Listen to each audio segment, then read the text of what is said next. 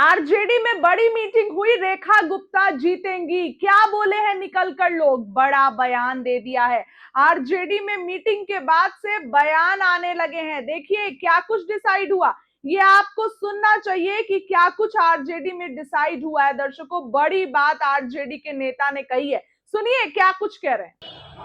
बैठक हो रही है जी हाँ, इंडिया गठबंधन की मीटिंग हो रही है और इसी में मैं शामिल होने के लिए आया था। रेखा गुप्ता जी इंडिया गठबंधन समर्थित राष्ट्रीय जनता दल की प्रत्याशी रेखा गुप्ता जी के चुनाव को सफल बनाने के लिए, चुनाव में जीत दिलाने के लिए आज बांकीपुर विधानसभा के इंडिया गठबंधन के कार्यकर्ताओं की बैठक हो रही है और इस बैठक में शामिल होने आया था मैं। और निश्चित तौर पर रेखा गुप्ता की जीत होगी, इसलिए होगी कि भारतीय जनता पार्टी बुरी तरह से घबराई हुई है, डरी हुई है। अगर भाजपा डरी नहीं रहती तो वो अपना कैंडिडेट नहीं बदलती। ये तो मैंने कहे कि उनके डर का परिचायक है और इसलिए डरी हुई है कि अभी देश का जो माहौल है वो भारतीय जनता पार्टी के खिलाफ़ में है। ये जो अडानी अंबानी के ज़रिए अर्थव्यवस्था चला रहे हैं देश की, सब कुछ उनके हवाले कर रहे हैं, जल जंगल ज़मीन, हाँ, यहाँ तक कि रिजर्व बैंक भी उन्हीं लोगों के हवाले है। 16 लाख करोड़ रुपया उनका माफ़ हो गया। आम आदमी जो है इसका हकदार नहीं है। अभी तो बिहार सरकार इस स्थिति में है कि उसको बुढ़िया पेंशन जो मिलता था गाँव में महिलाओं को, वृद्ध महिलाओं को, दिव्यांगजनों को, विधवा महिलाओं को, वो पैसा भी नहीं जा रहा है कई महीनों से।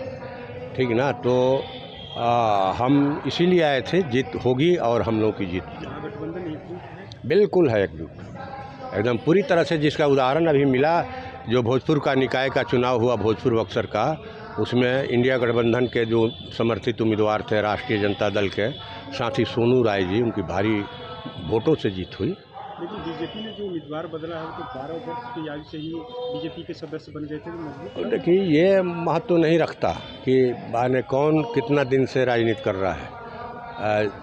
ये महत्व रखता है कि वो जिस पार्टी से चुनाव लड़ रहा है वो पार्टी क्या कर रही है। पार्टी तो लोगों के मुंह से रोटी छीन रही है, नौजवानों के हाथ से रोजगार छीन रही है, गरीबों के पाँव से ज़मीन छीन रही है, पाँव के नीचे से सिर से छत छीन रही है। पूरा देश जो कहा जाए कि आर्थिक अराजकता के दौर से गुजर रहा है और ऐसे में ये अपने जीत का ख्वाब देखना छोड़ दे। अब तो ये मस्जिद तोड़ते तोड़ते मंदिर को तोड़ने लगे हैं। देश का खजाना लूटते लूटते ये मंदिरों का खजाना लूट रहे हैं, राम मंदिर का खजाना, अयोध्या में, केदारनाथ में, सब जगह। तो ये धर्म को धंधा बना लिए हैं कि धर्म की आड़ में जो है लोगों की भावनाओं को भड़काओ और जो है फिर उसका व्यापार करो और अपने जो चहेते लोग हैं उनको देश के अर्थव्यवस्था की कमान दे दो। यही कर रहे हैं। धर्म से कोई मतलब नहीं है इनको। धर्म से मतलब रखते तो मंदिरों में सोना चांदी चढ़ावा का जो आया था, पैसा आया था, वो चोरी नहीं जाता। ये हम नहीं कह रहे हैं, वही लोग कह रहे हैं, अपना एक दूसरे का भेद खेल खोल रहे हैं। बिहार में तो इनकाउंटर राज चल रहा है। हमारे माननीय मुख्यमंत्री सम्राट जी को माने ये कहिए कि जोगी बाबा बनने का भूत सवार है और ऐसे उस माने कहा जाए कि भूत सवारी में फंसे हैं। अभी जो भाजपा के ही एक माने जो नौजवान जो कट्टर हिंदूवाद का समर्थक था, हिंदू राष्ट्र का पक्षधर था, योगी आदित्यनाथ को जो अपना आदर्श मानता था, पैदल वो पद यात्रा करके जो है वीरेंद्र शास्त्री से मिलने गया था, उसकी हत्या कर दी इन लोगों ने, गोली मार करके हत्या कर दी कि इनकाउंटर किए हैं। जब उस नौजवान ने रिवॉल्वर फेंक दिया था तो फिर आपने क्यों उसकी हत्या की? अभी सस्पेंड हुए हैं लोग। अभी जो है यहाँ आप देखिए, झुनकिया बाबा के मंदिर में मलमास का मेला लगा था वहाँ राजगीर में। बिहार शरीफ के 2 नौजवान पिंटू पासवान और श्रवण पासवान मेला घूमने गए थे। भूख लगी तो आके झुनकिया बाबा के मंदिर में भंडारा में बैठ गए खाने के लिए। उनका दोष यही था कि पंडा पुजारियों के मैंने पांत में बैठ गए खाने के लिए। खाने के बाद पूछा उन लोगों ने कि किस जाति का है, इन्होंने कहा कि पासवान जाति से हैं। इतना कहना था कि लाठी डंडों से पीट पीट करके मैंने हत्या कर दिया इन लोगों ने। मैंने यहाँ तो क्या कहिएगा, मैंने भूख जो है मैंने सबकी भूख बराबर होती है।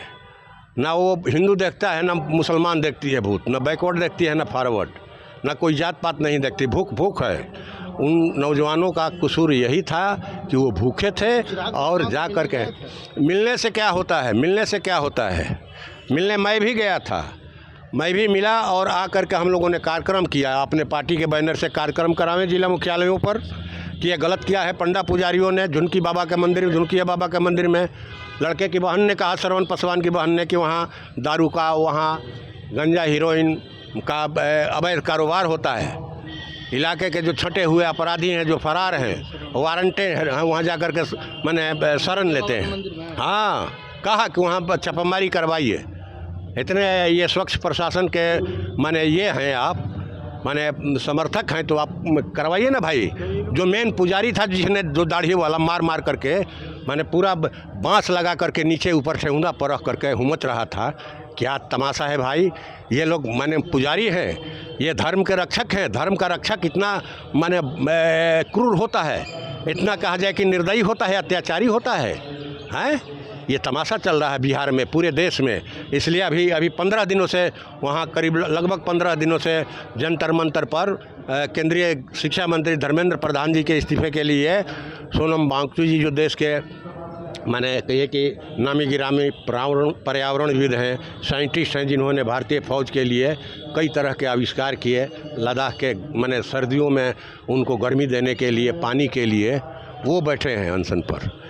नेहा कुमारी आयशा की नेता और आयशा के कई नेता, दर्जनों नेता वहाँ 15 दिनों से अनशन पर हैं। लेकिन कोई सरकार का कोई नुमाइंदा नहीं गया बात करने के लिए कि ठीक है भाई, आपकी बात जो है हम लोग सुनेंगे, बैठ करके बात कीजिए। कोई नहीं गया। सरकार में चिराग पासवान भी क्या सिर्फ फोटो सेशन के लिए इस तरीके के जाते हैं वहाँ पर अपने समाज के लोगों से? तो वही है ना, अगर जो समाज की माने सामाजिक, आर्थिक, राजनीतिक जो ज़रूरत है, उस ज़रूरत को तो वो पूरा नहीं कर रहे हैं। वो पूरा कर रहे हैं जो कॉरपोरेटों की ज़रूरत है, जो समाज के माने दबंग हैं, उनकी ज़रूरत को पूरा कर रहे हैं। चाहे लोग उनकी जाति के नौजवानों की हत्या कर दें, गोली मारकर हत्या कर दें, या लाठी से पीट करके। चाहे मैंने यहाँ नई सरकार बनने के साथ नालंदा में पासवान बिरादरी के माने भूमिहीनों का 200 भूमिहीनों का घर बुलडोजर से ढहा दिया गया हो, ये किसी सवाल पर नहीं बोल सकते हैं। धन्यवाद।